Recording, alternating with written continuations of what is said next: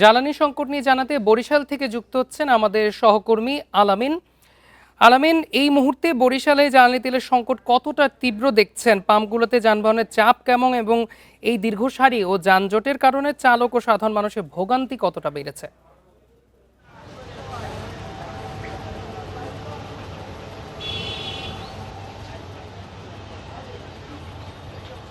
সকাল থেকে যে অবস্থা এই পাম্পে দেখেছি সেই একই অবস্থায় কিন্তু রয়েছে। এখানে কিন্তু আসলে যানবাহনের চাপ কমছেই না। আমরা যদি একটু দেখানোর চেষ্টা করি যে আসলে এখানে যে পাম্পটি রয়েছে সেখানে কিন্তু আসলে মোটরসাইকেলের দীর্ঘ সারি, এক পাশ থেকে মোটরসাইকেলের তেল নিচ্ছে, অপর পাশ থেকে কিন্তু প্রাইভেট কার বা অন্যান্য যে যানবাহনগুলো রয়েছে সেখানে কিন্তু তেল দেওয়া হচ্ছে।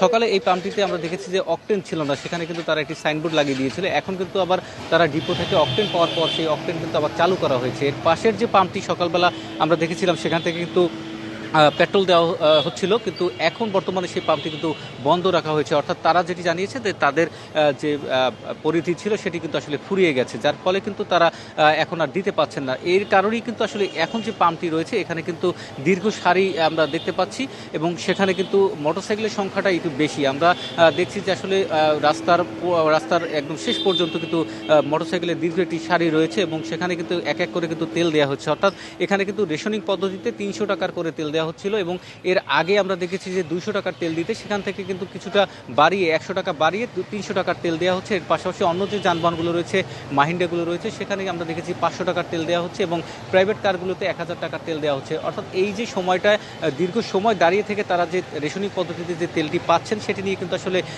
চালকরা যারা রয়েছেন তারা কিন্তু অভিযোগ করেছেন। তারা বলছেন যে দীর্ঘ সময় দাঁড়িয়ে থেকে কিন্তু এই অল্প তেল নিয়ে তাদের আসলে যেতে হচ্ছে। এর পাশাপাশি যে অন্য যে পেট্রোল পাম্পগুলো রয়েছে সেখানে বেশিরভাগ পেট্রোল পাম্পেই কিন্তু আসলে তেল মিলছে না, যার ফলে কিন্তু তারা শহর কেন্দ্রিক যে দুটি পেট্রোল পাম্প রয়েছে সেখানে তারা ভিড় করছেন। এর পাশাপাশি যদি আমরা অন্যান্য উপজেলা এবং জেলা শহরের কথা বলি, যেখান থেকে মানুষ বরিশালে আসে, প্রত্যেকেই কিন্তু আসলে তেল সংগ্রহ করার জন্য কিন্তু দীর্ঘ একটি লাইনে দাঁড়িয়ে থাকে। তারা অপেক্ষায় থাকে 100 থেকে 200 বা 300 টাকার তেল পেলেই কিন্তু আসলে তারা খুশি। সেই ক্ষেত্রে কিন্তু আসলে তেল নেয়ার জন্য কিন্তু তারা দীর্ঘ সময় লাইনে দাঁড়িয়ে থাকে। এর পাশাপাশি যদি পণ্য পরিবহনের কথা বলি, সেক্ষেত্রে আমরা গত শুক্রবার দেখিয়েছি আসলে বাজারে কিন্তু প্রত্যেকটি পণ্যের দাম কিন্তু বেড়েছে এখানে এই পরিবহন খরচের জন্য এবং এর পাশাপাশি যে জ্বালানি সংকটের কারণে কিন্তু যে এখানে যারা বিদ্যুতের একটি বড় সমস্যা রয়েছে, দিনে 3 থেকে 4 বার 5 বার পর্যন্ত কিন্তু বিদ্যুৎ থাকছে না। সেখানে কিন্তু আসলে জেনারেটরের যে ব্যবস্থা, সেই জেনারেটরে কিন্তু আসলে তারা আসলে এখানে তারা কিন্তু আসলে এই জেনারেটরের তেলের জন্য কিন্তু অপেক্ষা করছেন, জেনারেটর চালাতে পারছেন না।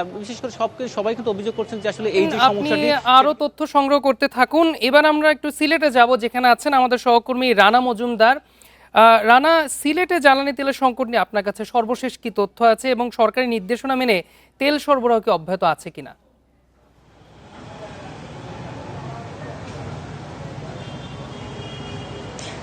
দেখুন, আসলে সারা দেশের মতো সিলেটেও কিন্তু বিভিন্ন যে পেট্রোল পাম্পগুলো রয়েছে সেগুলোতে আমরা জ্বালানি সংকট দেখতে পেরেছি এবং আমরা এই মুহূর্তে রয়েছি নগরীর বন্দর এলাকার একটি পেট্রোল পাম্পে। এখানে এসে আমরা দেখতে পেরেছি যে এই পাম্পটিতে পেট্রোল, অকটেন এবং ডিজেল এই 3 ধরনের জ্বালানি তেলই কিন্তু পাওয়া যাওয়ার কথা রয়েছিল, কিন্তু এখানে মূলত এখন অকটেন এবং হচ্ছে ডিজেল এই দুইটিই কিন্তু পাওয়া যাচ্ছে, তবে পেট্রোল কিন্তু আসলে পাওয়া যাচ্ছে না। এবং পাম্প সংশ্লিষ্ট যারা রয়েছেন তাদের সঙ্গে আমরা কথা বলেছিলাম, তারা জানিয়েছেন যে মূলত গতকালকে থেকেই তারা আসলে এই পাম্পে তারা পেট্রোল পাচ্ছেন না। যুক্ত থাকুন এবং আরো তথ্য সংগ্রহ করতে থাকুন।